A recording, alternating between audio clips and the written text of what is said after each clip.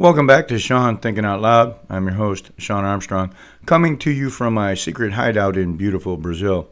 Today is a special day for those who cherish freedom and independence.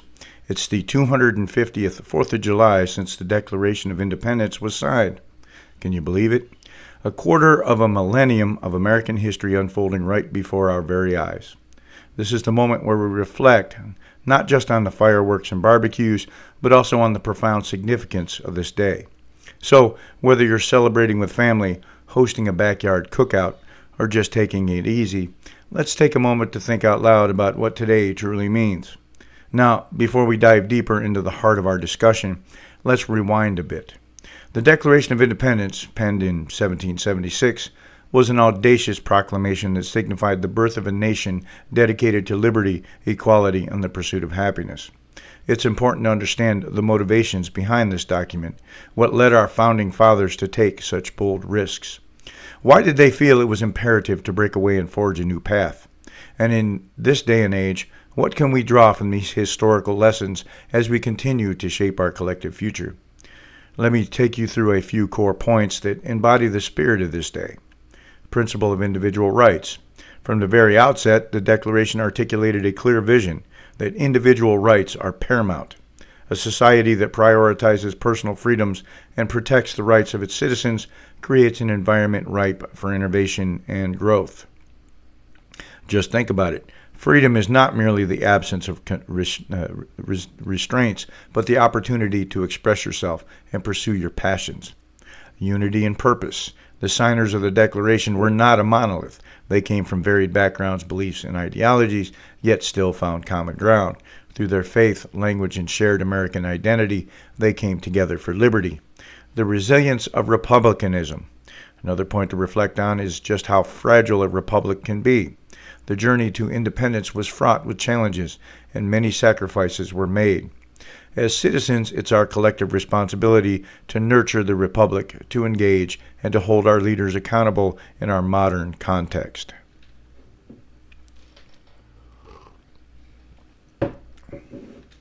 As we ponder this day, let's not forget words from Franklin D. Roosevelt. In our seeking for economic and social progress, we all go up or else we all go down. It's a reminder that freedom comes with responsibilities, and we must work together to ensure that opportunities are available for all. I also want to share a fun fact. Did you know that John Adams believed the 4th of July should be celebrated with pomp and parade? Seems like he envisioned fireworks long before they became a tradition. Adams wrote to his wife Abigail in 1776 that it should be celebrated with the show, games, sports, guns, bells, bonfires, and illuminations. I wonder what he would think of our modern day celebrations. And now I want to remind everyone about what today is really about by reading the Declaration of Independence. The Declaration of Independence. With the war for independence over a year old and hope for a peaceful resolution non-existent, the Continental Congress appointed a committee of 5, including Thomas Jefferson, John Adams, and Benjamin Franklin, to draft a document declaring the causes which impel the American colonies to the separation. 33-year-old Jefferson composed the initial draft, completing it in 17 days. The committee submitted its draft to Congress on June 28, 1776, and on July 2nd, Congress voted for independence. 2 days later, after numerous edits, Congress approved the Declaration of Independence by unanimous vote. July 4th, 1776. The unanimous Declaration of the 13 United States of America.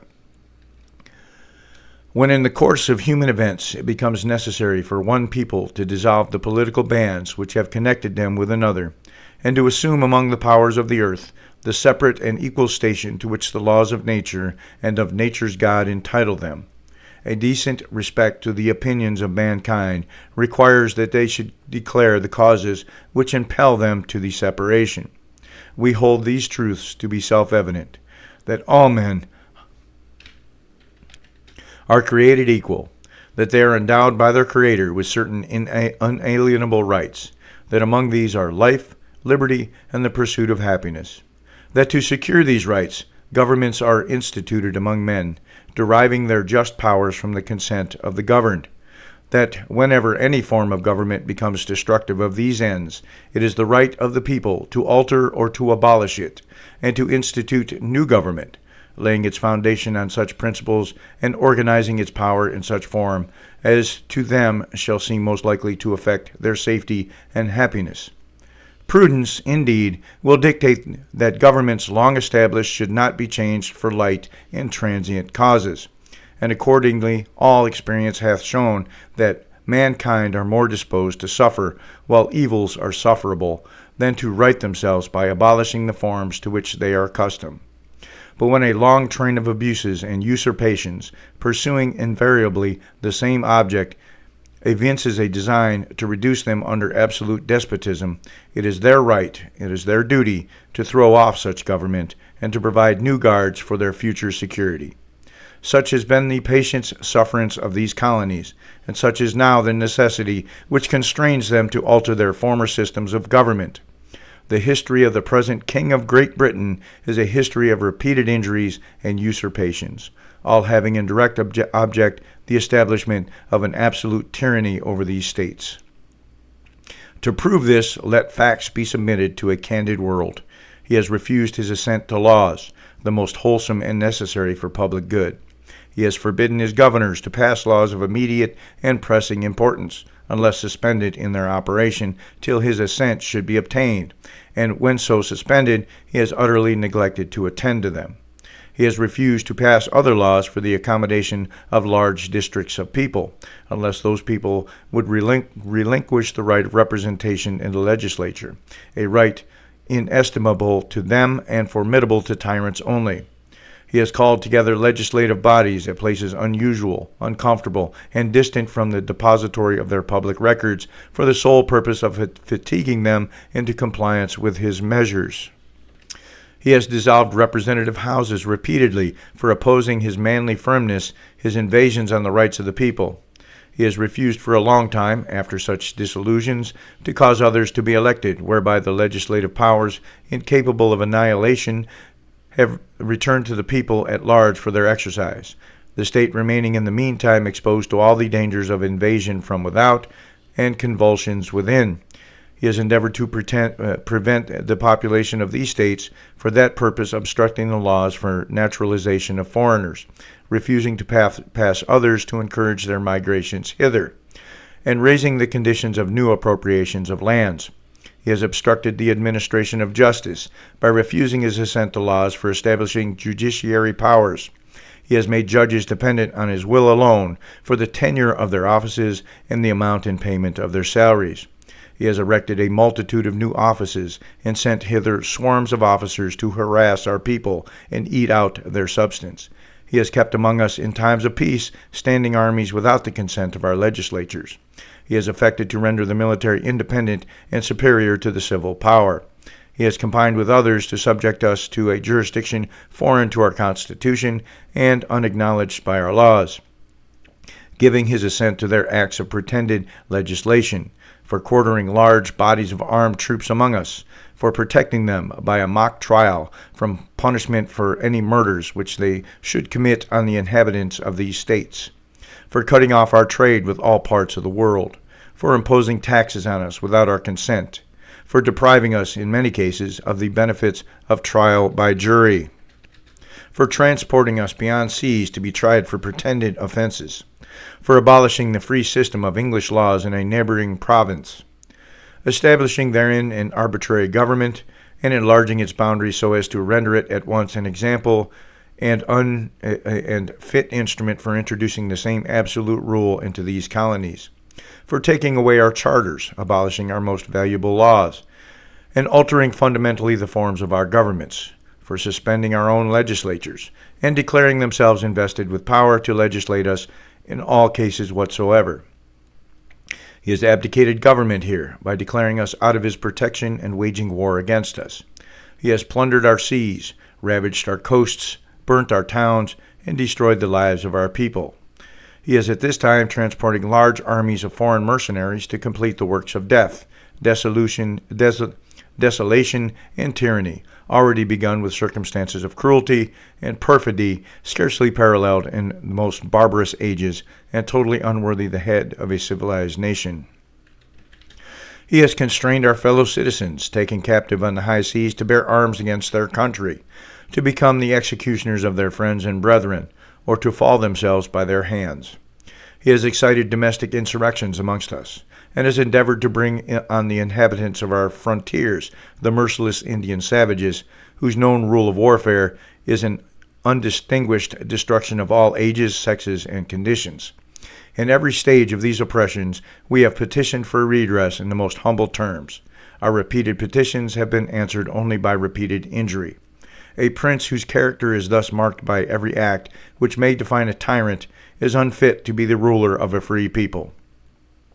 Nor have we been wanting in attentions to our British brethren. We have warned them from time to time of attempts by their legislature to extend an unwarrantable jurisdiction over us. We have reminded them of the circumstances of our emigration and settlement here. We have appealed to their native justice and magnanimity, and we have conjured by them the ties of our common kindred to disavow these usurpations, which would inevitably interrupt our connections and correspondence. They too have been deaf to the voice of justice and of consanguinity. We must, therefore, acquiesce in the necessity which denounces our separation, and hold them, as we hold the rest of mankind, enemies in war, in peace, friends.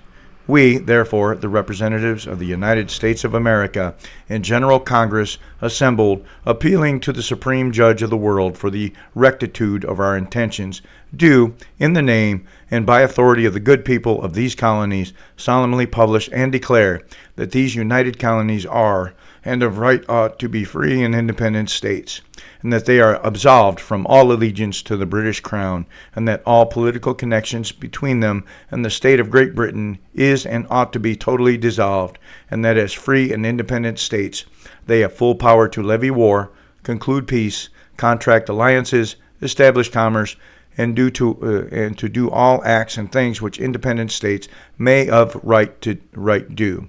And for the support of this declaration, with a firm reliance on the protection of divine providence, we mutually pledge to each other our lives, our fortunes, and our sacred honor. So as we enjoy this Independence Day, let's remember what it truly symbolizes: the fight for fundamental human rights, unity among diverse groups, and the continuous journey of democracy. Each of us has a role to play in this ongoing story, whether it's educating ourselves, engaging in healthy discourse, or simply celebrating our freedoms. Every act matters.